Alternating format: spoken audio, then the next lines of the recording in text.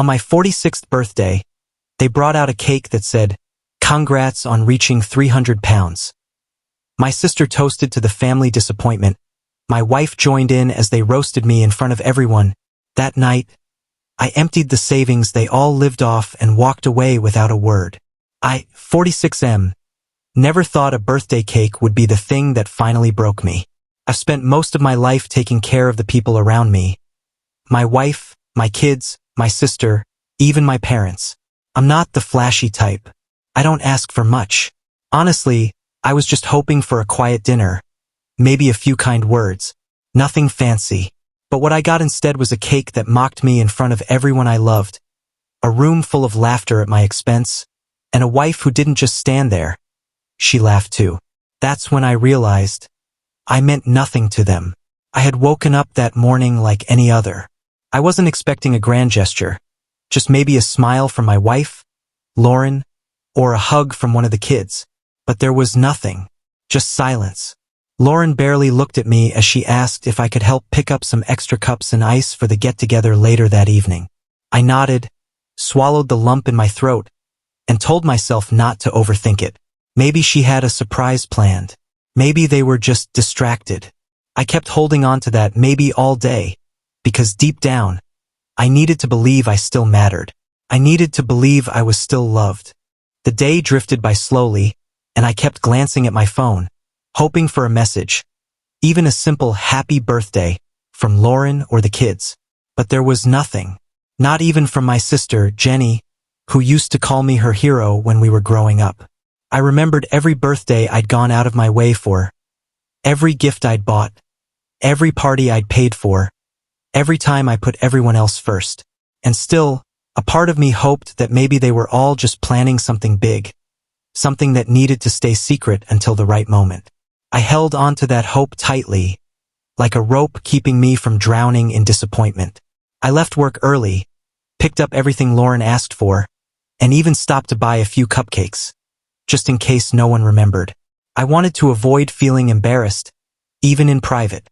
When I walked into the house, everything looked normal. Too normal. No balloons, no decorations, not even the smell of a cake in the oven. Lauren was in the kitchen, talking loudly on the phone and laughing with her sister. She didn't even pause when I walked in. I put the bags on the counter and waited. Still nothing. Just a glance. No, happy birthday. No, how was your day? I went to the living room where my two teenagers were sitting on the couch, faces glued to their phones. I sat down across from them, hoped maybe they'd notice me. They didn't. I felt invisible in my own home. I thought, maybe they're all just acting cold because there's a surprise coming. That's what I told myself over and over. By the time the evening came around, people started arriving. My sister Jenny, her husband, a few cousins, Lauren's parents. I tried smiling, tried making small talk, but something felt off. No one mentioned my birthday. No one even gave me a pat on the back or a, "Hey man, another year older." It was like I didn't exist, like I was a guest at someone else's celebration. I kept smiling through it. That's what I always did. That's what I was good at. Swallowing the hurt so no one would feel uncomfortable. I kept thinking maybe the cake would come out soon. Maybe the lights would dim.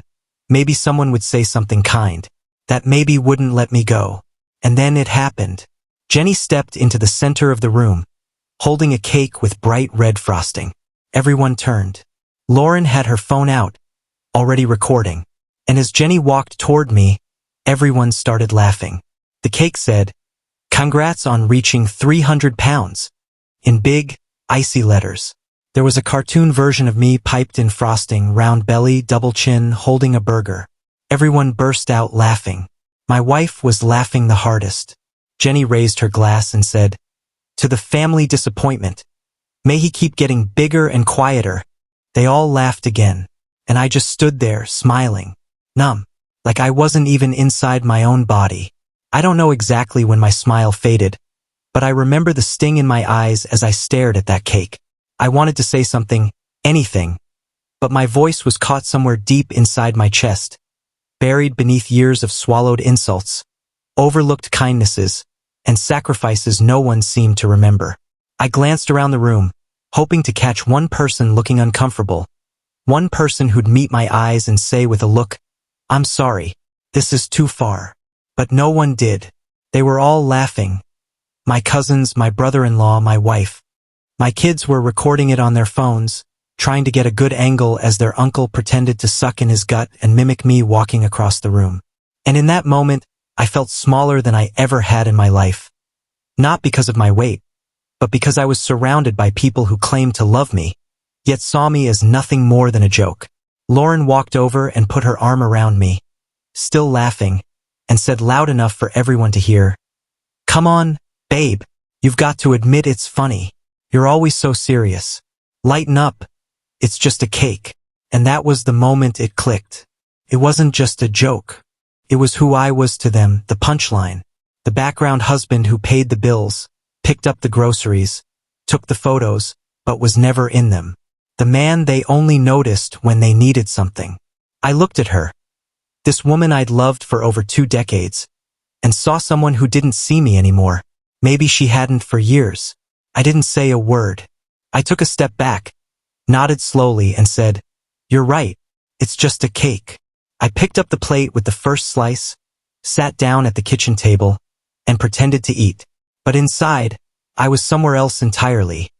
Somewhere cold and detached, where I could watch this whole scene like a stranger. I heard Jenny's voice echoing through the room as she told a story about how I once cried in 5th grade because I lost a toy. More laughter. I heard my son shouting, "Get that on camera." And then my daughter saying, "Dad's not even mad, look," as if my silence was some kind of endorsement of the humiliation. But what they didn't know was that I was already making plans. After the cake had been butchered, the room settled into its typical party chaos. Loud voices, plates clinking, and the sound of bottled laughter echoing off the walls. I sat there like a piece of furniture, watching it all happen around me. No one noticed that I wasn't laughing. No one asked if I was okay. Lauren floated from group to group, smiling, her hand occasionally brushing the arm of a family member as she whispered jokes. Not once did she look back at me. Not once did she ask how I felt after what they'd just done. That was when the ache in my chest turned into something sharper, something clean, something that sounded like resolve. I got up quietly, picked up some empty cups from the table like I was just being helpful, and slipped away toward the upstairs bedroom where I kept a small lockbox. Inside it wasn't much, just a folder with bank account details, a USB drive with documents, and some old letters I'd kept from when things still felt real between Lauren and me. I didn't know exactly what I was looking for, but I knew I needed to see it one more time. Proof that I wasn't always this invisible. That once I meant something. That once they didn't laugh when I entered the room. That there had been a time when my name wasn't followed by a snicker. But it was useless. The words in those letters were from a different lifetime. A man I barely recognized had written them.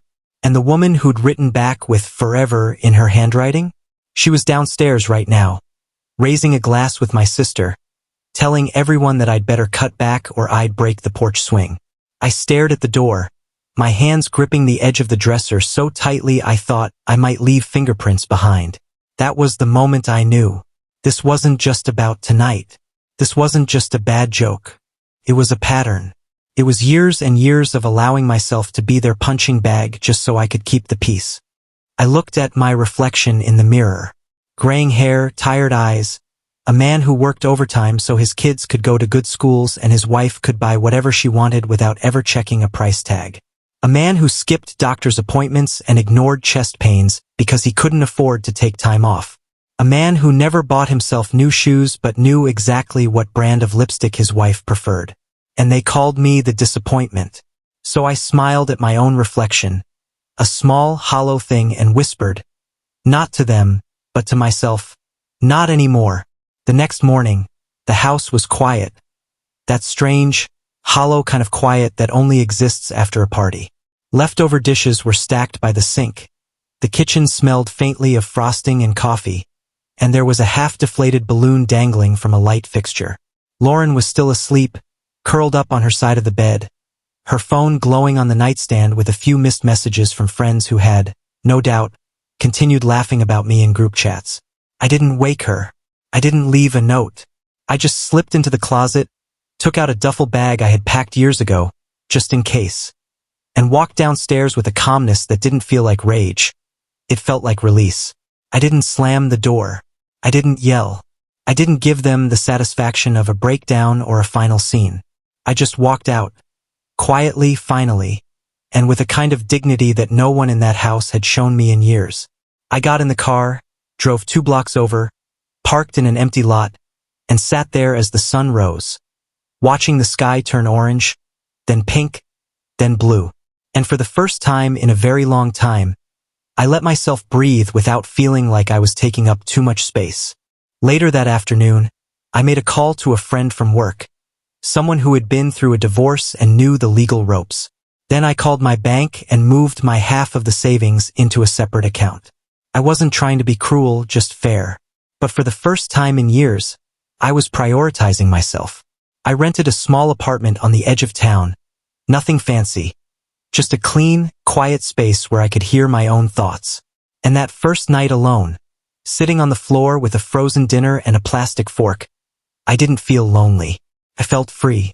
Lauren called me that evening, first with confusion, then with annoyance, then with panic. She said things like, "You're overreacting," and "It was just a cake," and "Don't be ridiculous, the kids are worried." But I knew her voice too well to be fooled. She wasn't calling because she missed me. She was calling because she was embarrassed that I disrupted her perfect life. I let her speak. I let her rant. And then I said calmly, "I'm not coming back, Lauren. I deserve better than being the family joke." The silence that followed wasn't surprising, but it was satisfying. For the first time, she didn't know what to say, and I didn't offer her any comfort. I hung up, blocked her number, and turned off my phone. The days that followed were strangely peaceful. No more sideways comments over dinner. No more backhanded jokes disguised as family banter. No more feeling like a burden in my own home. I got up early, brewed my own coffee, sat by the window in silence, and watched the world wake up without me needing to perform for anyone. I started walking in the mornings, joined a local gym in the evenings, and for the first time in years, I was moving my body for me, not to appease anyone else's expectations. The weight I'd been carrying didn't just fall from my shoulders. It began to melt from my chest, from my face, from my soul. I got a part-time consulting offer a few weeks later, nothing big, but enough to keep me busy and engaged. I said yes. I read more. I cooked for myself. I even took a weekend trip to the mountains, just me and the quiet. And you know what? I laughed. A real, unforced laugh. Not because someone was laughing at me, but because I saw a bird slipping on ice outside the cabin window, and it reminded me that life is still ridiculous and beautiful and worth being awake for. Then, one morning, months later, maybe 3, maybe 4, I got a message. It was my sister. "Hey," it said. "We haven't heard from you in a while. Lauren's really upset. The kids miss you. We all do. Maybe we went too far. But come on. It was just a birthday joke." I didn't reply. I didn't need to, because I finally understood that people who love you don't make you the punchline of your own life. And people who make you beg for respect never deserved your presence in the first place. Lauren tried too. She sent photos of the kids, voice notes of old memories, even a screenshot of a restaurant menu we used to love. I listened. I looked. I remembered. But I didn't respond, because the man they had mocked into silence was gone. And the one who replaced him, the one who had walked away without slamming a single door, knew exactly what he was worth. Like and subscribe if you believe no one deserves to be roasted on the day they're supposed to feel most loved. Some betrayals don't need revenge, just a quiet exit and a life they'll never be welcome in again.